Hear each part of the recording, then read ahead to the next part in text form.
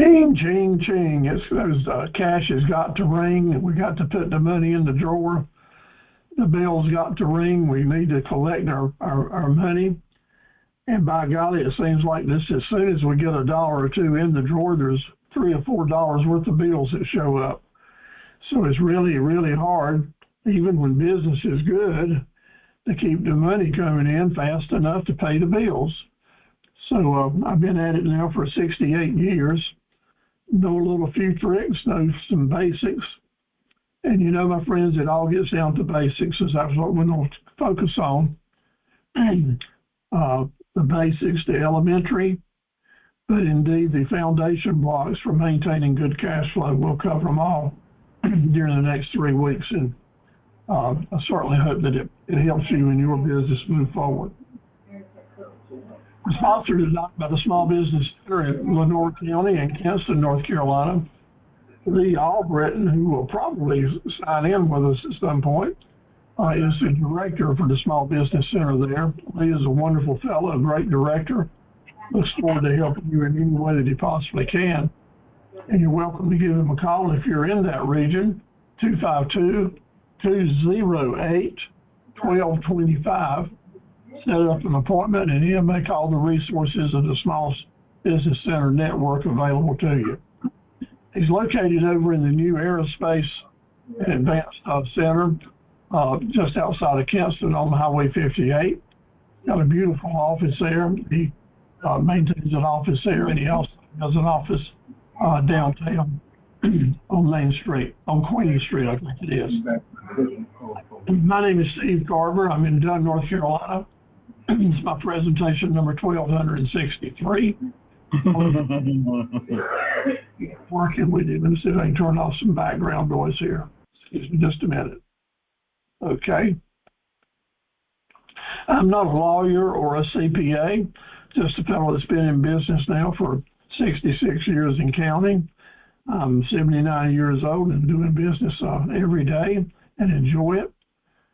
Today, for example, I've talked to people in 3 different states across the country, recommended some parts and equipment to them. I'm in the farm equipment business, and also worked on these seminars and communicated with about 6 of my academy students on helping them move their business forward. A little bit about me. Our business was called Carver Equipment.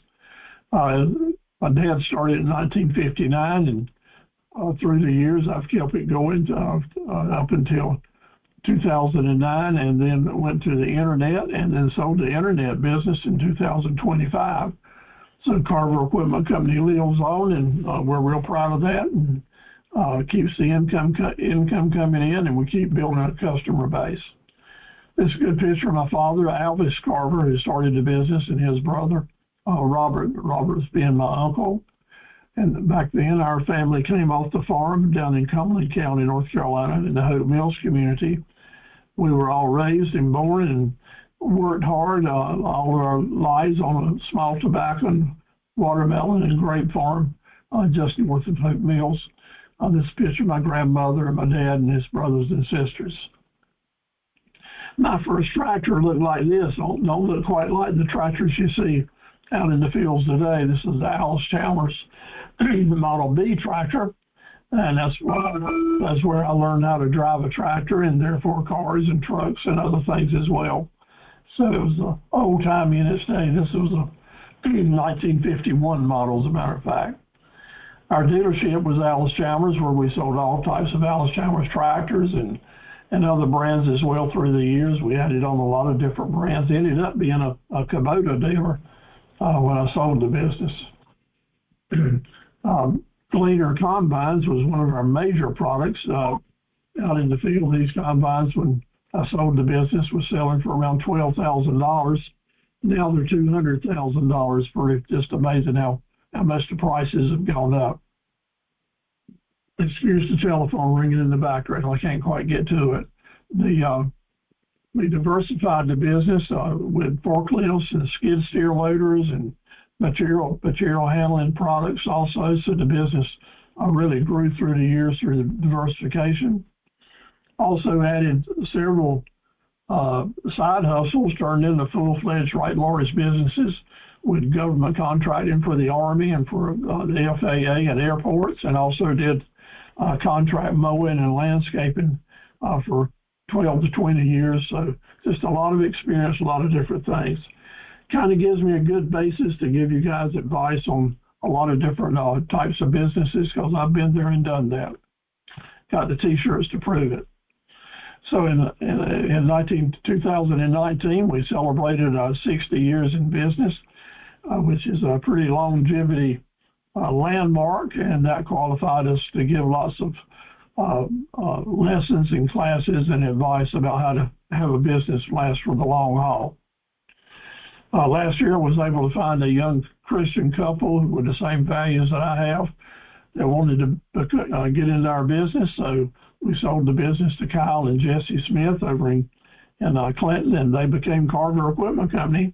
And hopefully this young couple, now with 2 brand new babies, they keep it going another 60 years, and their sons maybe even another 60 after that. So we're very fortunate to be creating a legacy that's lasting well over 100 years for sure. If you signed up in early and the Small Business Center was able to get your email address, they've already sent to you study guides. If you did not get study guides in the mail, I will email them to you tomorrow, along with the link to our YouTube video link for our class tonight. We'll be recording this so you can go back to it and take notes if you'd like, and do screenshots. But the study guides are very important. They're all good stuff. I suggest you set up a file on your computer and save them so you can go back to them and use them. They are made to save you money and time and help increase your profits as you go along. If you like to print out a study guide to make notes as we go, print out the one that starts with the number, the Word file before the classes. That way you'll have pretty much the talking points already in front of you, and it'll really help you make notes as we go along. I do keep a record of attendance. Each night I'll keep a record of attendance. To qualify for certificates and graduation into the academy, you will need to attend all 3 classes for a basic certificate of completion, and you'll need to do the homework challenges if you'd like to become a member of the academy and become an advanced or an associate member of the academy, and then have a chance for advancement after that. So that's why it's important that I get your email addresses so I can keep you informed with reminders. I started the Academy of Entrepreneurs and Associates a lot of years ago, maybe 15 years ago. We've got probably as many as 5,000 members associated with the Academy. The members are folks just like you that have attended and completed courses and continue to stay in touch with each other. The Academy of Entrepreneurs and Associates is dedicated to mutual helpfulness, and we try to help folks move along. We just finished up our late spring semester, and I want to say congratulations to several people in those classes. And Christina Guzman over in Clinton with her pet sitting service won the Extra Mile Award, and Christina completed both of the classes and courses that we were doing last semester, so congratulations to her. Justin Murphy, hey, Justin is with us tonight. Completed the courses as well and won the Extra Mile Award for doing great work and pushing his business forward, so we're glad to have Justin back with us. Veronica's with us again tonight. She's waving to you on the screen there.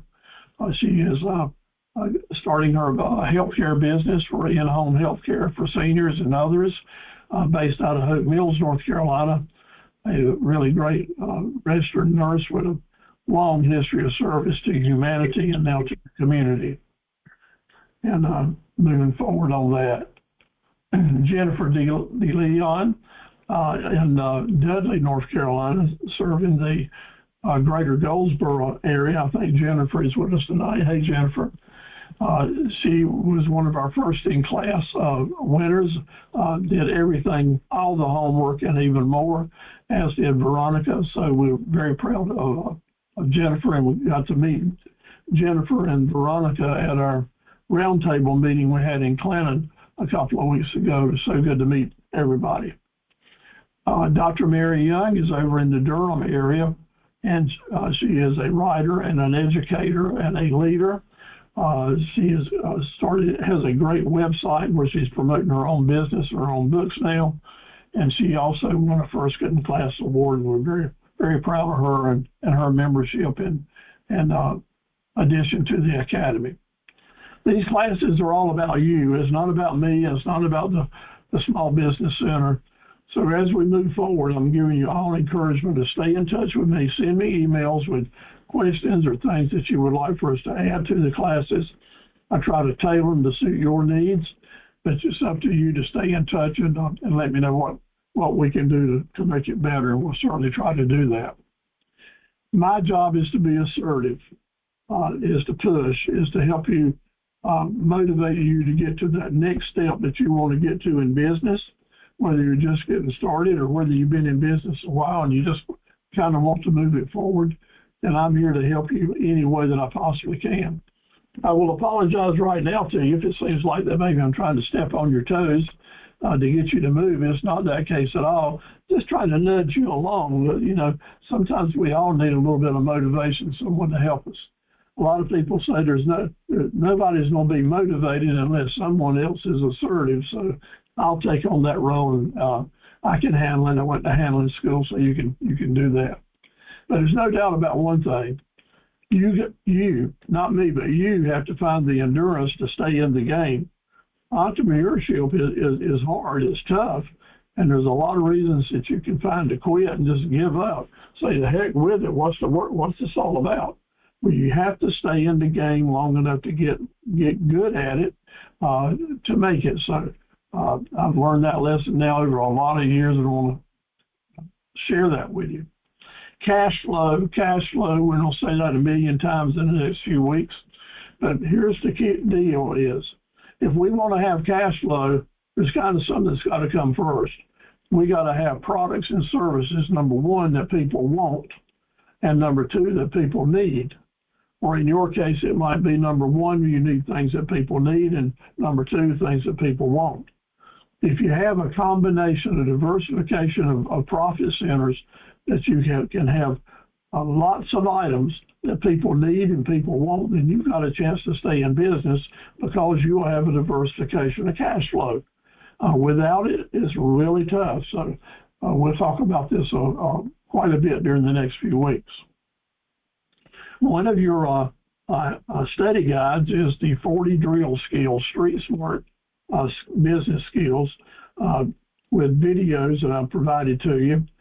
These are just little items, strategies and techniques and tips that you can add to your tool belt, designed strictly to help you build confidence in yourself and move your business forward. Part of your opportunity in your homework is to rewrite these 40 drill skills and just say how that you will use the skills in your business to make it move forward. So I see Mary Young has joined us. Welcome, Mary. We're glad to have you with us, and congratulations on your first in class. We did miss you at our roundtable discussion in Clinton, and I look forward to having you with us in the future. And hey, David, good to see you with us tonight. Thank you for joining us, and I hope that you're doing well over in Statesville. I'm standing out in the pouring down rain, working on a 53-foot trailer and taking class too. All right, well, that's my kind of guy. Good luck with it. Yeah, I'm standing out in the pouring down rain. All right, we're going to be maintaining cash flow. Let's get on with it while David's getting wet, okay? Okay, here we go. What is cash flow? What is cash flow? Cash flow is the movement of money in and out of your business. Cash coming in from customer sales and payments, people paying loans, or owner investments, excuse me. Money going out as you buy inventory, materials, paying rent, utilities, payroll and taxes, loan payments, and draws that you make. Cash flow is all about the timing. It's not just the totals, but the timing. That's what gets us in a bind with cash flow, is the timing that it's coming and going. We will learn And you will now, or you'll certainly learn it in the future, that your cash flow is going to be directly linked to how well you set up a business with a diversification of profit centers. And a marketable profit center are the different things that you're doing to generate money. And this thing that you're doing, if you can market it separately to different customers, different customer groups, then that's going to help you spread your risk out and bring in more cash flow as you go along. So the cash flow starts with the quality of what you're offering to the community and to your customers. There's 3 different types of marketable profit centers. This is basic marketing, and it's basic budgeting, and it's all to do with cash flow. The first type of profit center, we'll call them type 1 in our studies, are profit centers that you have designed to bring in new customers and promote daily business. I mean, you are doing something specifically that's aimed to bring in new customers. We have to do that because a business will lose 1/3 of its customers every year on average, no matter how good you're doing, because people die, people move away, or they just find another reason to do business with somebody else. So we have to have something in place all the time designed to bring in new customers. And this is a good time. I can give you a good example for convenience stores. Remember when gas used to be $2.09 a gallon? Yeah. Not quite that now, is it? But now more than ever, this is a great example because a convenience store can change the price of the gasoline today 1 penny, and it will have everything to do with how many customers come in that store. So that is a perfect example of a type 1 profit center. Another thing is the multi-million and the lottery, the power play lottery tickets. Once that total goes real high, then people just float into convenience stores. So that's a profit center to bring in more business for them too. In your business and in my business, we need to have profit centers designed to bring in people off the street and do that. At the fast food restaurants, they got $5 meals. Everybody in the fast food business now has a $5 meal. That's part of the competition. But indeed, once you get in there, they're going to get you that $5 meal, but they're going to offer you even more for sure, right? So they'll do that. Type 2 profit centers are designed to bring in repeat business, designed for merchandising products and items that you can make a high profit on. Because those type 1 sales are usually low margin because you're in strict competition and you're trying to really steal customers off the market and from other people. So now we got to have some profit centers that we know we're going to make some good money on, and that's our type 2 business. So let's go back to the fast food business. They got you in there for a $5 meal. But the average price of a meal going out the door at a fast food business now is $8 to $12. So what happened to that $5 deal? No, it's upsells. They got other items there to help build up the margins to bring people coming back to upsize. And we want to do that same thing in our business. We call it doing upsells. That is a super important factor when we're talking about cash flow. At the convenience stores also, at the grocery stores and other places, type 2 profit centers are items that people buy on impulse. They see it, they like it, they pick it up, they spend money on it. The price that really doesn't make that much difference. These are highly profitable items, and all of us in our businesses need some items that we can merchandise, have some import items, so that people say, hey, and by the way, we got this for you as well. And it ties into the other businesses that you're doing. So maybe someone came into the store to buy something they needed, like milk or bacon or bread. But while they're in that store, they see something they want, like these candy items here, and pick them up. And indeed, the store will make more profit off the candy items than they did the items they came in that they needed. At the car dealership, at the truck dealership, Yeah, they make a little bit of money on new cars and new trucks, but their main profit centers are the parts and accessories and the service departments. Even big ticket items like cars and truck businesses will still go ahead and get those different profit centers to help them round out and diversify their business. Type 3, big ticket sales. Big ticket sales. These are items that actually bring in enough cash when you make a deal to end up having a nice deposit, a big deposit, because the bigger the deposit, even if you're working with lower percentages, the bigger the deposit, the more money you'll have on the profit side, and therefore maybe be able to set aside some money for savings or a rainy day, pay off some debts, or reinvest. So we need some big ticket sales to make the business work. Maybe the items you're selling don't cost a whole lot. Maybe we can't classify it as a big ticket item. So what we need to do then is to learn how to bundle items, put them in package deals. So we take a lot of little items, add them up together, and it ends up being a big ticket sale. It's important we have those in our business, the three types of businesses. Now, I have a quiz with each lesson, and these types of profit centers are going to be very important when we look at our quizzes for each lesson and for the whole course.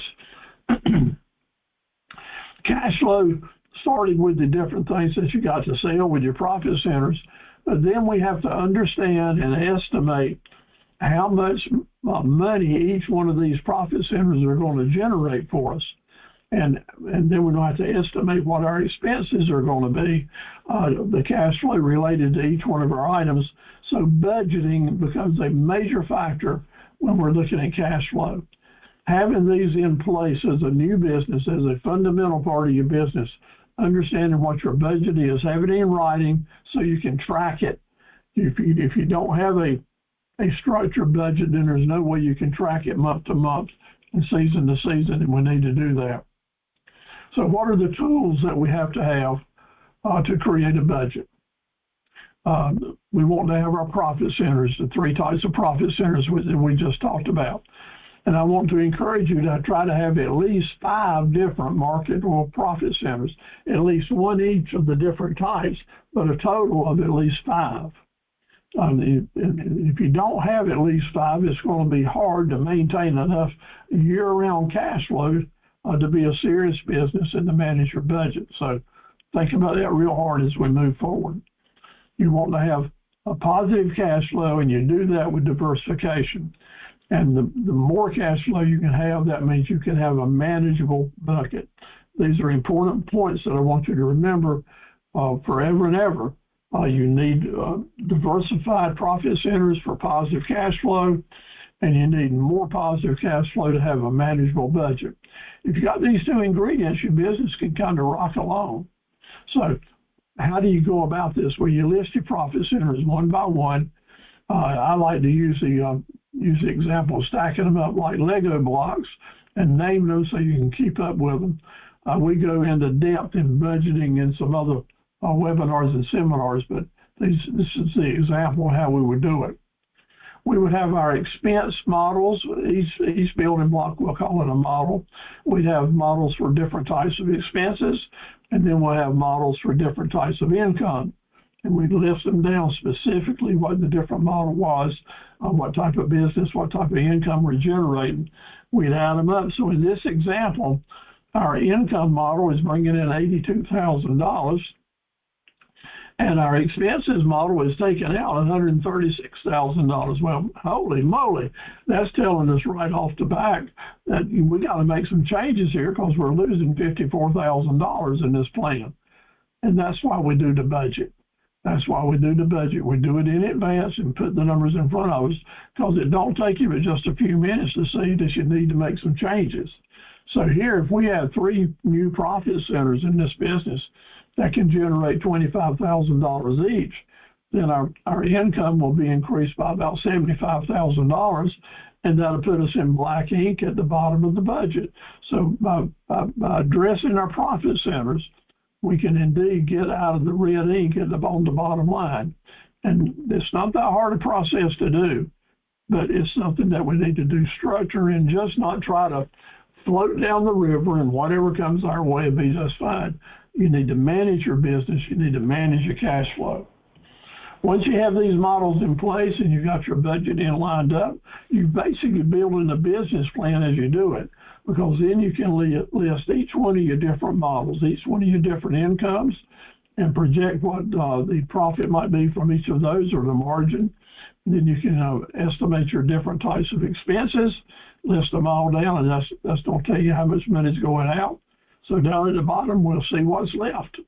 Now, what's left is either positive cash flow or negative cash flow, and then you got it in front of you to have a chance to go to work with it. But notice up at the top on our income items, we're listing our models by what the design is. Are they designed for daily traffic? Are they designed for new customers? Are they designed for high margins? Designed for repeat business? It's important that you define it's important that you define the purpose of that profit center so that you make sure you got all your bases covered.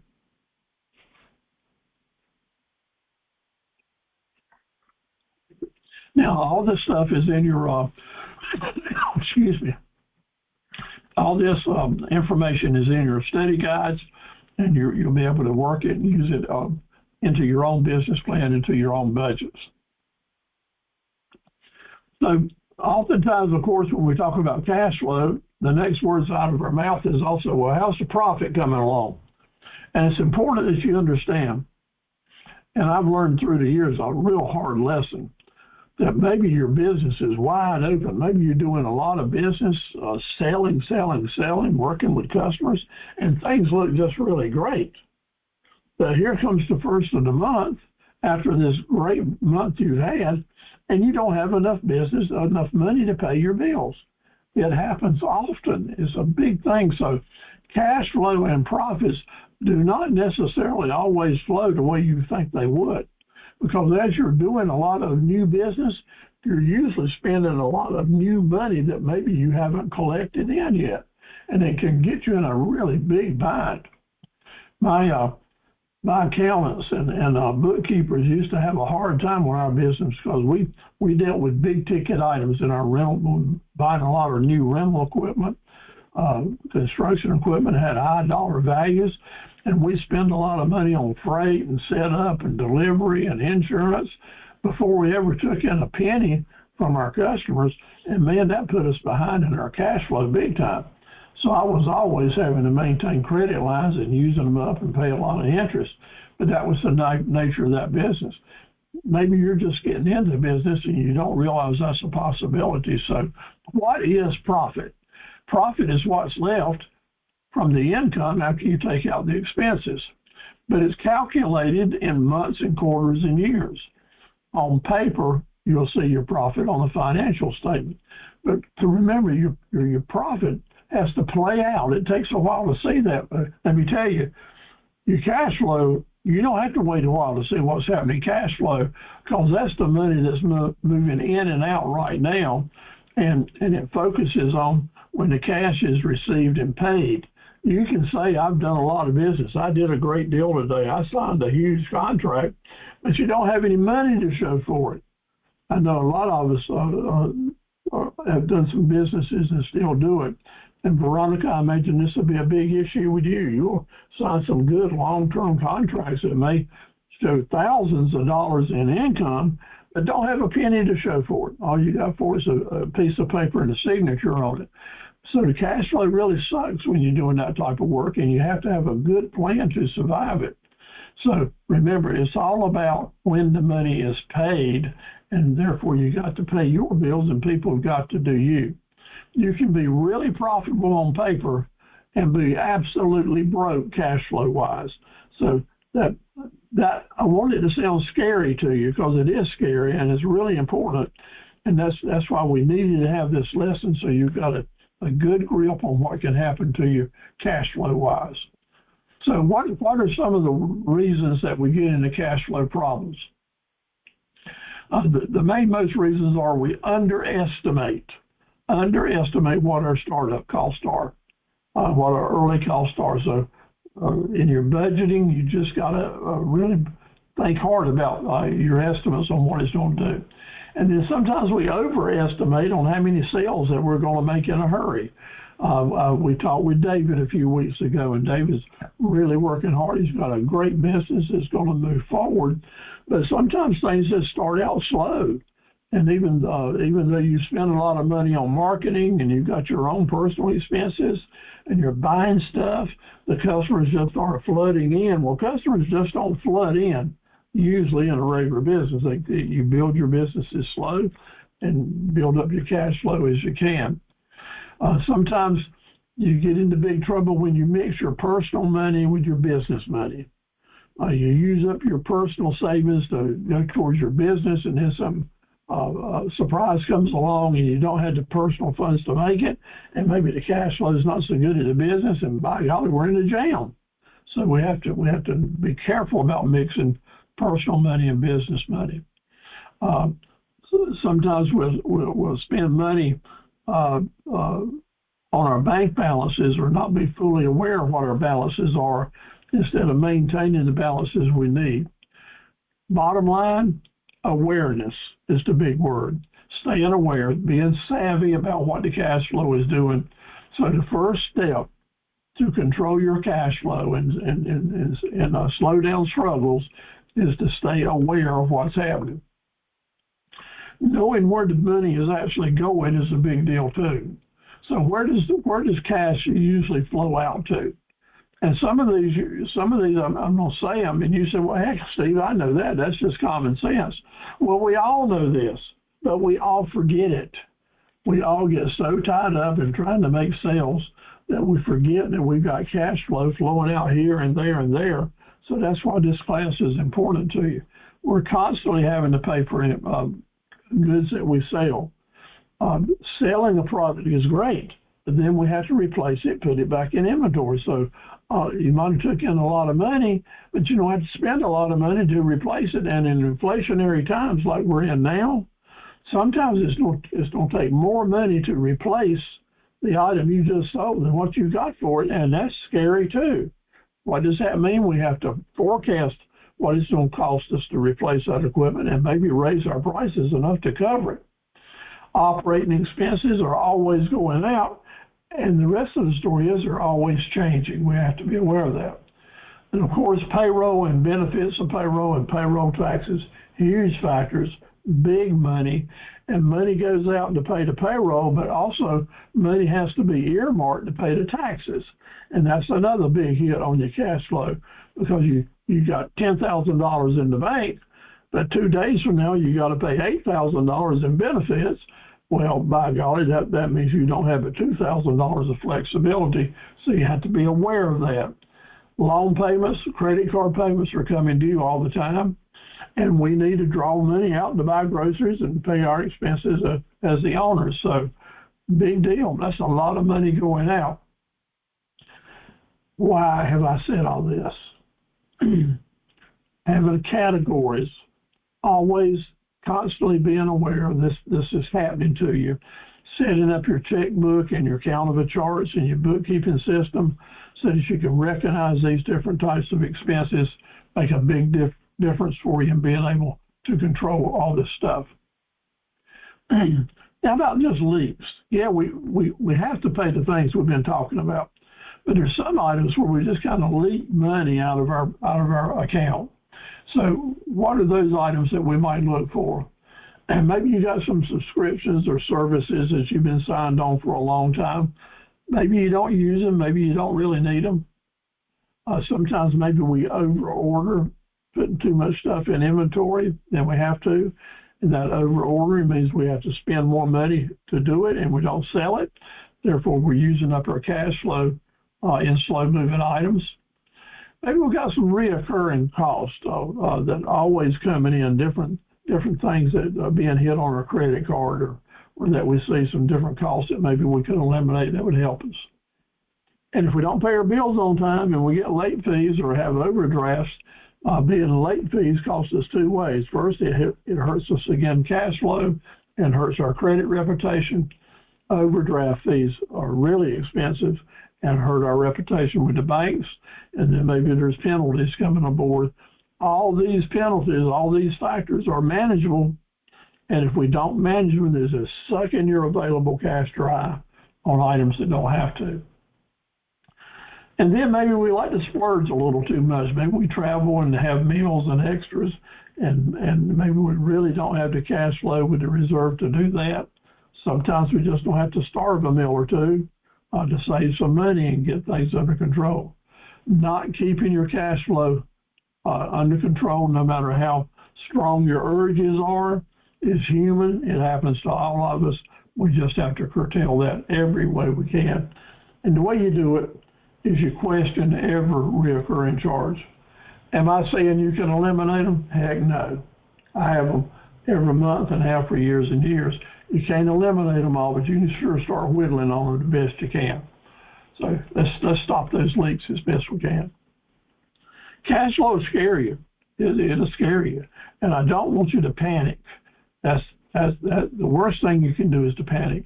What I do want us to know is if we plan and learn to manage our cash flow instead of panicking, we can survive. But as new entrepreneurs, new in business, panicking will put you out of business in a big time. So what's the process to manage?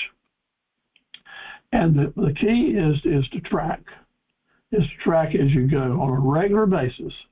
Yeah, you're trying to make your sales. Here, you're trying to contact the customers. Yes, you've got all these family issues to deal with. But here's one more thing we got to do, and that's track our cash flow. So what's my suggestion here? And do I do this? I can tell you right now that there's not a single slide on here that when my business was up and growing and moving forward, I've done all these myself. I can tell you it is doable. It is manageable.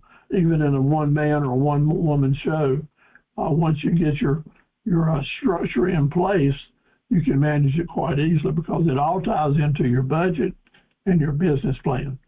You got these together, then things are going to work out fairly easy.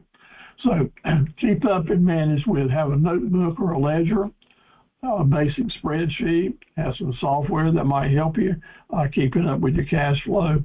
And the best system that will work for you is whatever you will work with. All of us just need to have a basic system that's helping us manage our cash flow. And I'm happy to share with you in the handouts a tracking system that will help you do it. So take 10 or 15 minutes, checking your current bank balances, record yesterday's cash in and out. Think about what the bills are that are coming up in the next week or two.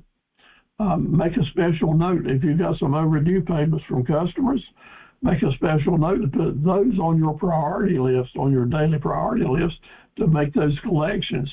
So stay close to your numbers, and so that you won't have surprises. That's what this is about. It's the surprises that try to lead us into a panic. So we stay on top of that. So a cash flow table is easy, is simple.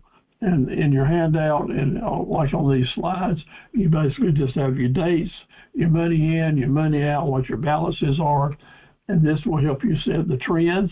And once you go through this for a month or maybe 2 months, it will become second nature to you, and you'll be able to see the red flags as they come up. So a simple cash flow tracking table really helps out. Veronica, let me ask you, you had suggested after last semester that we do some step-by-step, week-by-week. Is this kind of approaching what you were asking for? Yes, because it allows, for myself, it allows me to have something that that I can have guide and apply to my. I understand. Well, all of you are welcome to submit suggestions or items that you would like to see me add or to our presentations that would make you feel better and help you understand what we're doing. So Veronica sent us in a list of suggestions, and I tried to put that into play here, Veronica. So in your handouts, here's an example of a tracking chart for our first month, talking about cash in and cash out different ways. end up with what your cash flow is and end up with seeing what your monthly balance would be at the end of the month. So this is in your study guides, and you can use this video tomorrow. Take a picture of this if you wanted to pattern your own monthly tracking system to do it. This is good. Your system is good. What I am advocating here is in your business, have some way of fundamental structured tracking system for your cash flow. And it's not just as simple as saying, okay, I got my bank checkbook here. I can see what my balance is every day. Just look at my checkbook. That's going to tell you what's coming around the corner in the next week or two. And that's the planning you need to have is to forecast what's coming at you. This will all work. This whole program, this 3-part series course, only works if you are developing a cash flow mindset. And you folks that have been with me now for a lot of webinars and a lot of classes, you know I'm always talking cash flow mindset, because cash flow is the oxygen of your business. If you have it, you're getting along good. I went to the bank today. My cash flow was getting skinny the last 3 or 4 weeks. I was spending a whole lot more money than was coming in, but I went to the post office today. I had 3 nice checks there, and by golly, it just put me in deep water. My boat was floating, and man, it sure makes you feel good when you know you got a little reserve. So I live with it every month. I know that y'all do, but I knew those checks were coming. I went to my credit line last week and borrowed some money from it to pay some bills. I didn't want to pay any late charges or let my credit reputation suffer, because I knew that money was coming in, and I deposited checks today. Tomorrow I'm going to pay that credit line off. So that is cash flow management, a good example of it. We got to keep selling. When we know cash flow is sucking, that means we got to kick our butt and start selling. There's no doubt. We need to borrow. We do not need to borrow ourselves out of cash flow issues. We need to sell our business more so that we can sell our way out of cash flow. It kind of gets down to the bottom line. Sales are vanity, profit is sanity, but cash is reality. Vanity and sanity has kind of come along, you know. That's smoke and mirrors. But cash is real. It's either in the bank or it's not. So we got to keep that cash flow steady and predictable. That's my message to you, to do that. So ask yourself today, do I know my current cash balance? Do I know what bills are due in the next 2 weeks? Do I know how much my customers owe me? How much money, what's my receivables? Do I know my top 5 monthly expenses? And if not, we need to find out answers to these questions so that we'll have clarity and move on. So the key takeaways for this lesson are part 1, the cash flow. What is that? Cash in versus cash out. Profit and cash flow are not the same thing. New businesses often lose cash through leaks and lack of tracking. Simple tools and small routines that we're doing every day can make a huge difference in our cash flow. And now we need to start tracking to have a good idea of where every dollar is going. If you start the process now while your business is brand new, as the business grows, it will just enlarge your tracking system, and it will become second nature to you and make it work really, really well for you. I'm sure of that. Now, are there any questions, any comments that y'all would have about things that you've experienced cash flow wise in any of these factors that would go a long way? David, if you're not under that trailer you're working on, are you still available to talk? Yeah, I'm available. Well, good. I don't want you to get hurt talking to me if you're working. No, I'm done. I'm going down 77 get some electronic stuff. Yeah, well, I'm using you as an example here, and I hope you don't mind. David's just got his business up and running, and cash flow is the key to every business and getting started. So David and I had a conversation maybe 2 or 3 weeks ago, and hopefully we're seeing that. David, would you agree that diversification, having a number of different profit centers, is a real key to help you get your cash flow up and going? Yes. Like, do you want me to explain them or? Just yes. As soon as you started for different types of services and products, Yeah. that So you what did I've done, also your business. So I'm dedicated. I'm started dedicating myself every Sunday to churches in the neighborhood and communities that I am their dedicated roadside mobile mechanic. And then I'm gonna start working with the factories in Lincoln County and different cities that I'm dedicated mechanic for their companies. I understand. So what we said in the beginning of the program, and everybody listen, the more diversified you are, the better chance you will have a different customer groups that you can serve. And Jennifer, let me ask you, are you able to talk? Yes, sir, I can talk. Well, thanks for joining us. How is diversification affecting your business? To be honest, I have cash flow issues because people sign contracts, like you were talking about earlier. People sign contracts and pay a deposit, but then it's months, sometimes even a year before their event. And so I have to purchase things to get this stuff together. So I have to have multiple cash flows or multiple options to bring that cash in. So instead of doing full service parties, like I rent tablecloths or chair covers separately, where that's something I already have and I can make that quick money back. And then I also make the signs, the vinyl posters and stuff. I have a few of those going out this month. So that's quick cash coming in. But like you said, signing the contracts and having the money is a whole lot different than having that cash in the bank. Absolutely. Are you taking into account when you're working with a wedding plan or an event plan, the money you're going to have to spend up front before the event starts? Are you adding that to the deposit? Yes, sir, I am. I do. When I was doing that kind of work, it seemed like that it was kind of hard to add as much as you really felt like you needed to because you were afraid it might turn the customer off and they may not do business with you. I think I'm doing a little bit better with it. I met someone this week, and it can be frustrating at times. You know how it is working with people. And I gave him a quote over the phone, and then I was meeting him in person so he could take a look at the flowers and go ahead and nail down the colors. And he tried to cut my price in half.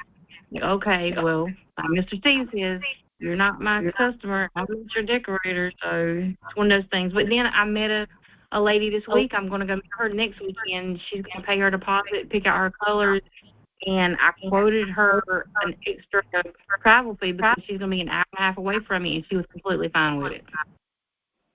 Absolutely. Well, all that is good, and what we're talking about tonight is forecasting, taking all that information into consideration when you're doing your deals, and hopefully, even though you're new at the business, these classes will help you put together better negotiations so you can close your deals and get your deposit enough to feel secure with your cash flow as you move forward. I know it's really critical, and we can all get in a bind if we don't take this into consideration. So thank you very much for sharing that with us, Jennifer. Real life experience is worth more than anything else, no doubt. And Sonia over in Charlotte, are you still with us? Yes, I am. I imagine that in your business, you're dealing with some big ticket material costs and items and such as that. Oh, yes. A lot of negotiation. And contract changes and upgrades, and just making sure that I'm happy and the customer's happy too, and that's what's happening right now. Yep. So do you have to work hard to make sure you get enough upfront money or cash when someone's doing a change, a job change? Is that difficult for you? It's not difficult. I'm transparent, and I have a lot of people customers who would speak up for how well I work, and not just that, but I got a lot of good business going on right now, and customer service is like that's what you taught us, and communication is key. Right. When my kid and I were there in the 50s and the 60s, we basically had to finance everything for folks. We were dealing with farmers, and during those years, farmers didn't pay you until after they sold their tobacco or their harvest in the fall, and therefore everything was financed on paper. And then we all kept our fingers crossed and prayed for good crops and good rains and honest people. But in the days with credit cards, most of you, I want to say to you, don't pretend to be a banker. Don't pretend like you need to offer credit or financing for people as you're first getting started. If folks got credit cards, you need to have the ability to take their money when you do the deal, and that will be a major factor in keeping you from getting taken advantage of by someone. So it's a huge factor to protect yourself by doing that. So start tracking your money as you go forward, and that will help you a whole lot. Now I have a question before you move on. I'm sorry, I have a question. Okay, Sherry, what's your question? So my first question is, you're saying that in the business it has to be diversified. But for instance, if you're only selling one particular type of item, would you diversify? Not how would you diversify? You're saying that it shouldn't be just one product? I am saying if you got a one product business, mainly selling to one customer group, then the chances are real good that your business won't be able to stay in business for a long time. Because one type businesses usually go south. Whatever it is, there's another distributor or another customer or something to go wrong, another competitor come in, and having some diversification with your products and with your customer groups is very, very important. And then my next question is, we've been saving up. So we've saved money to start a business. That's what we've been doing. So that's not a good idea. If you're asking me, should you wait to start the business until you saved up enough money to pay for it to get started? Is that your question? Yes. Then I would say that is utopia thinking, and it would certainly be wonderful if we could do that. But I know that most of us, if we wait to save up enough money to pay all of our startup costs, indeed, we may never get there and can't ever get started. That depends a lot on what the business is and what those startup costs are. If they're under $5,000, then yes, it's a good idea to build up some savings and get started with one foot at a time or on a slow basis. But if it's a larger type monies, then maybe there's other ways that maybe you can get started by doing some planning, some debt planning. Let me encourage you, if you want to send me an email and tell me what type of business you're getting started. And indeed, with our experience from me and from all of our class members, maybe we can give you some good ideas that you might want to consider. Yes, sir. That sounds wonderful. All right. Anything else? No, sir. Okay, y'all participate here with me. No, Sienna, I'm sorry.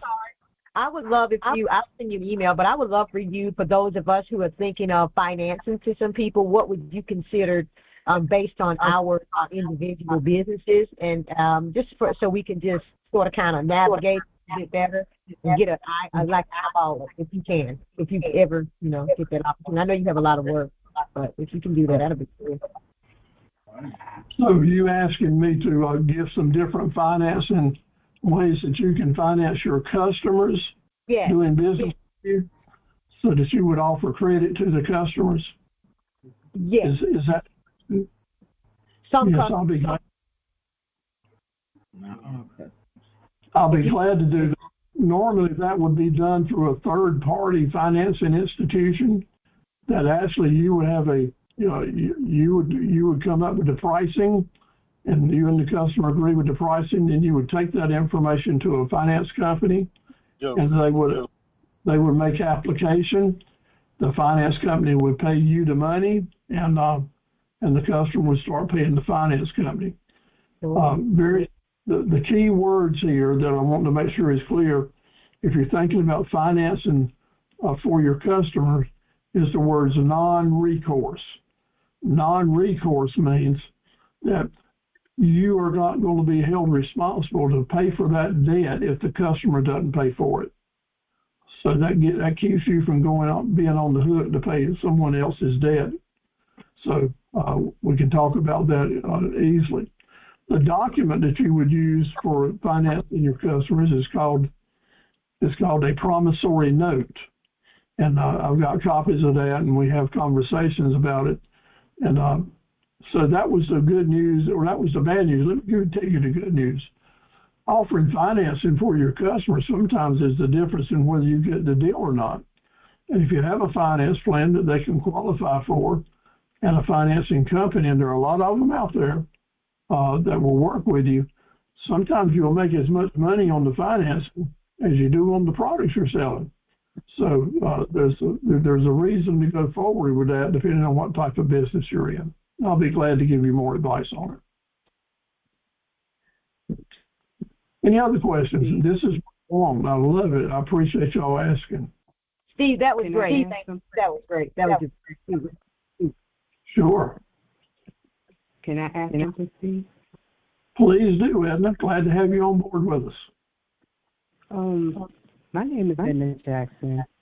I was doing tips and tours, and the way my clients, I'm gonna call them clients because my customers, clients that would pay for it seemed like a lot of them for the finance service that I had. Like I had a product rule, I had the Afterpay, I had Quanta, I had the bank finance, I had like 4 or 5 different others that was on my website that provide me different ones. I guess it depends on who's hosting your website. If I have like different types of websites, if you go to the finance area on your website, some of them have choices to know which one that is.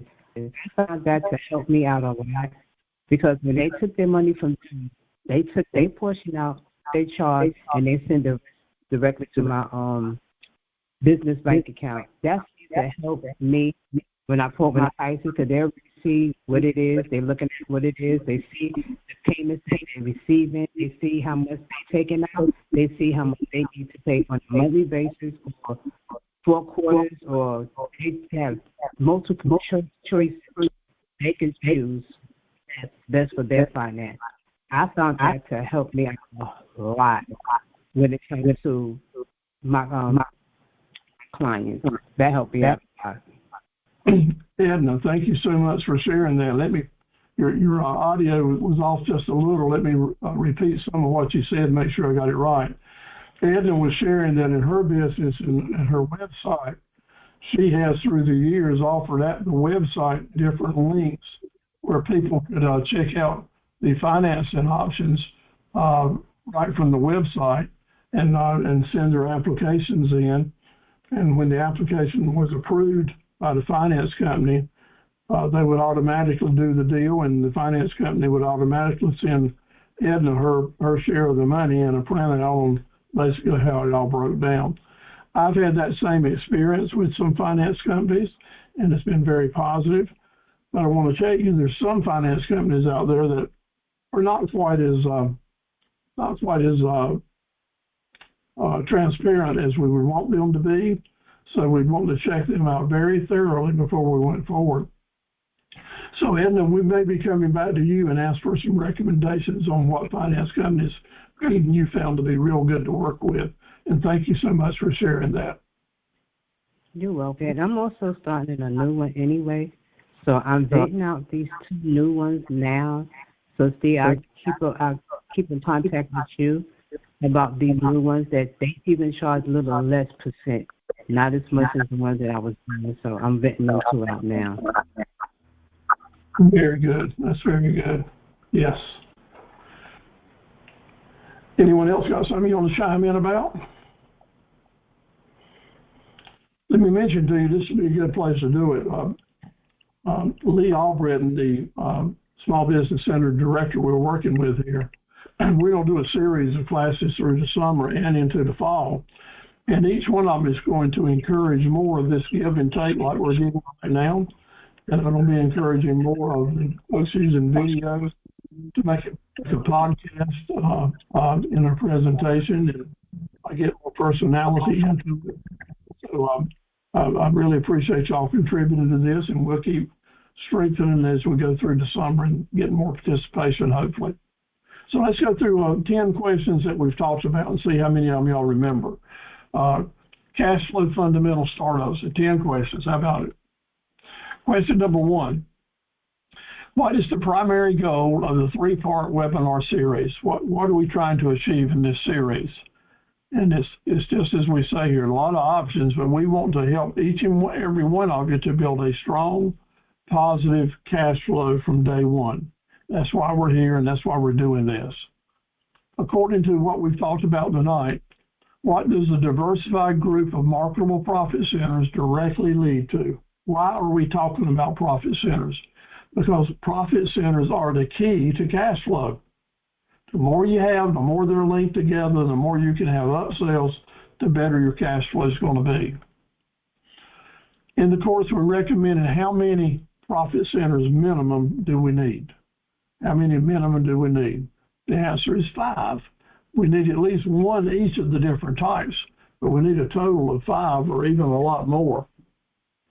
In my business, when I sold it last year, we had 23 different marketable profit centers. 23. And that was a good split down the middle with things that people want and things that people need. And indeed, we do have seasonal cash flow coming in, and some seasons are more than the others, but there is 12-month cash flow coming, and you build your business so you can have that cash flow coming in year-round. Which one of the types of profit centers, and I want you to remember this and own it, which one of the profit centers, types of them, are focusing on daily traffic? Daily traffic, and we've talked about this a lot, but when I actually see your business plans, I don't see that you're really working hard with marketing a particular profit center to bring in new customers. And those new customers are very important, especially for a new business. They're super important for old established businesses, but for a new business, they're absolutely critical. How about profit centers type 2, marketable? What are they all about? Why do we want those? Repeat business with higher profits. Repeat business for higher profits, and design something you're selling, service or product, that will almost guarantee you repeat business at a good margin. We need the good margin because profitability is the key to our cash flow as well. Type number 3, what's that all about? Big ticket sales, bundled packages, high-priced items, bringing in enough money to make some meaningful deposits. Making deposits for $50 and $60 are very nice, but making deposits for $6,000 and $5,000 certainly give you the ability to make some percentages and profits and such as that. What is the very first step when creating your budget? What is the very first step when creating your budget models? And that is to list and define your different profit centers. So the first 7 questions in cash flow have been related to how well are you managing your profit centers. So let's fill in this blank, the simplest blank of all. More positive cash flow equals what? A manageable budget. If you're not managing your cash flow, you cannot manage a budget. And if you're not managing a budget, you're not going to make it for the long haul. So we're going to focus on this, and we're going to go deeper into it. In doing your budget planning models, how are one-time startup costs and fees treated? One-time startup costs and fees treated. They're subtracted from your revenues and funds like all your other expenses. But you got to remember, this is only done one time in your startup budget. So, but you got to put them in there, and you got to take them into consideration. The good news is after you pay these one time, in your next tracking budget, these items will be zeroed out. And question number 10, why are marketable profit centers valuable for developing a broad, diversified customer base? They allow you to market to various customer groups and niche markets. Sherry, that's the key. If you have a number of customer groups and a number of niche markets, then that spreads your risk out about having a cash flow problem, because you'll have more people that will be contributed to your flow. And we have to plan that, and we do it. And for all of you that are starting your businesses, if you're having trouble thinking about what maybe additional profit centers you can add that will mix into your budget, then let me just ask you, send me an email, list down the profit centers that you do have, and I'll be glad to respond to you with some ideas or considerations for maybe what you might want to add or do consideration. And we're happy to do that. That's why we're here. Remember again, we're not no panic, we're no plan. That's why we're here. So your homework assignments. Before we go into next week, do a simple cash tracking sheet on a sheet of paper or notebook, and I'm sending you an example. List down your top 5 monthly expenses. Think about it. Where is most of your money going? Where's that top fifth of your cash going? List them down. Know how much money is. Put a dollar figure beside of it. List down at least 2 leaks that you may have that maybe you can reduce or eliminate. So let's think about it. Let's be constructive of our own performance here. All right, and check your cash position. Know your bank balances at least once a week. I suggest that you start out every Monday morning on a priority list. One of your Monday morning priorities is to check your bank's balances and think about the bills that you've got to pay this week, and that'll put you on good alert as to what needs to happen. These small actions, doing it now, will build positive habits for the future for you and help you go forward. So there's your challenges out there for you to think about. So bringing it on in for a laminate. Now, next week, we'll do a little review on what we've talked about tonight. But we're going to focus on separating personal and business financing, budgeting, tracking systems, cash flow, profits, and such as that. We're going to talk about some methods to get paid faster, some methods to help us manage our expenses, and to work forward. So please sign up and register for next week's class. It'll be the same time, same place, and we'll just continue on. And by the time we get through 3 weeks of this, we'll have a good, solid foundation of how we're going to better manage our cash flow, and I look forward to working with you on that. So let's work together. What we're doing is important work. Business is not all that's happening here, because opportunities are being created and problems solved and futures are being shaped. Believe in your potential to make a difference. Let your passion be your guide and your determination your fuel. There is a greatness in you, in every one of you, to do incredible things. So let's work together to bring these visions to life. Let your light shine. God bless you, your family, and your business. Thank you all for being with me tonight. You're welcome to turn your mics on and share any ideas that you have. I appreciate y'all talking back and forth over on the chat board. If you did not register with your name and your city and your email address, please go to chat and do that. It really makes a good difference for us, and I appreciate it. Any comments? Steve, I just wanted to say thank you so much. You're such a blessing, and everyone that's been participating on the chat board and all the good suggestions was made as far as the quizzes and also suggestions. This is so amazing, and I'm just so blessed to be part of this. And as I say, good night, John Boy. Thank you so much. It's better and better with you. Such a blessing.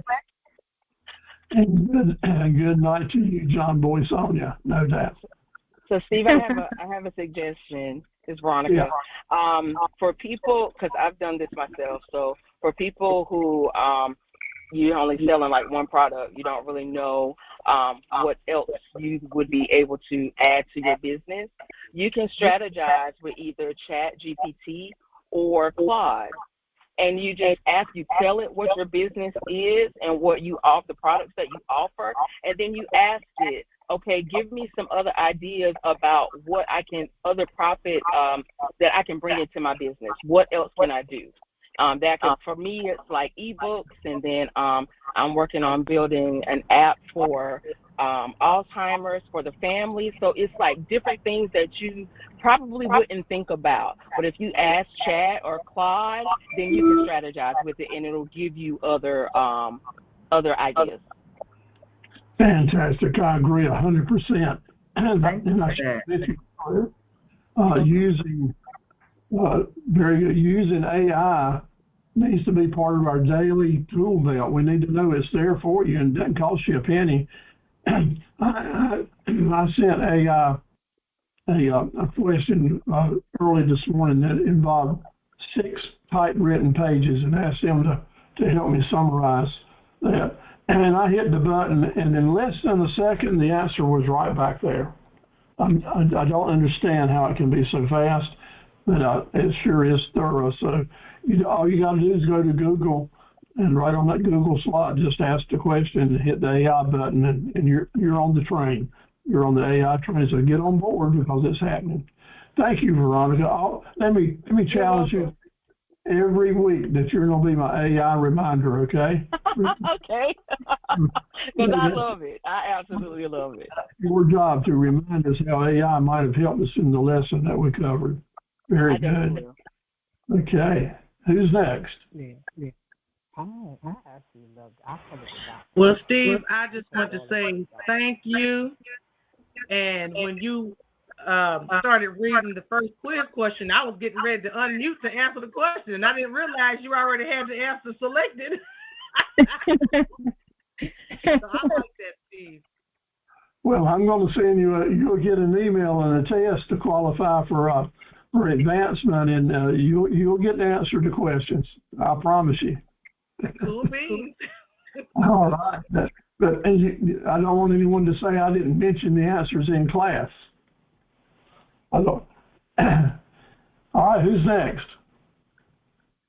I have just a question. The gentleman that needed help with his website, did he get any help for his website? Because I think he wasn't feeling good, so I talked to her this morning. But if that person or anyone else needs help, she is available. Ed, I can't hardly hear you. Okay, wait a minute. Hold on. 1 second. If you can speak up a little bit. Wait a minute. I'm going to have to put you on speakerphone. Can you hear me better now? That's better. Yes, ma'am. Okay, what I was saying, the gentleman that needed help with his website, I said, Frankie had told Frankie that he's feeling a whole lot better now. So if he still needs help, she's still available, and anybody else need any help in that matter, or that, along that line, and quite a few other things we are available. I mean, are you saying that Frankie does want to help, or she's tied up with something else? No. She is available. No, I'm saying she didn't read this why she didn't get in touch with you because she was feeling really bad. And then I'm saying I talked to her this morning because we was working on my website, changing some stuff. So she's feeling much better. I'm saying the gentleman that was saying that he needed some help with his website. I'm just saying she's feeling much better today because I talked to her this morning. That opportunity is still alive and well. I did send to David some recommendations, but we'll be glad to get some others. So ask her to send me an email. Okay, well, I'm going to get off the phone with you. I'm calling anyway because we got to finish up from this morning. All righty. Thank you so much, Anna. I appreciate your help. You're welcome. Who's next? Well, I just wanted to say this. I put it in the chat, but Lenore Community College is having a Microsoft Workspace and Copilot class tomorrow evening from 6 to 8. So just in case if anybody else wanted to learn about Copilot, I know I signed up. So I just wanted to share that. Real good. I got a zero knowledge here. Maybe I should as well. But thank you for sharing that. Okay. I got one shit to say something about Copilot. I use Copilot a lot, really a lot. When you use Copilot, quote your stuff really good when you text it in because it will take you in circles. Okay. All right, like they say at Walton's Mountain, well, first of all, let me say, Dr. Mary, you've been mighty quiet tonight. What would you add to our class tonight? Oh, I've been listening and I added in the chat. Good for you. Did you have anything would you want to add anything in voice? As always, it's just great to be able to hear and listen and over. The more I attend class, the more it soaks in. Cash flow.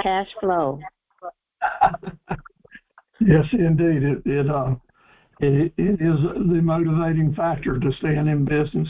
Well, thank you so much. Did you get your certificates? No, I haven't received them yet. We can talk offline if you want to, but I haven't. That's all right. Well, any of you that mailed the certificates last Monday, so they should be coming to you if you weren't at the round table. I Okay, I'll double check. Okay. All right. Good night, John Boy. Y'all take care. God bless you. Look forward to seeing you Tuesday. Good night, everybody. Bye. Good night. Bye.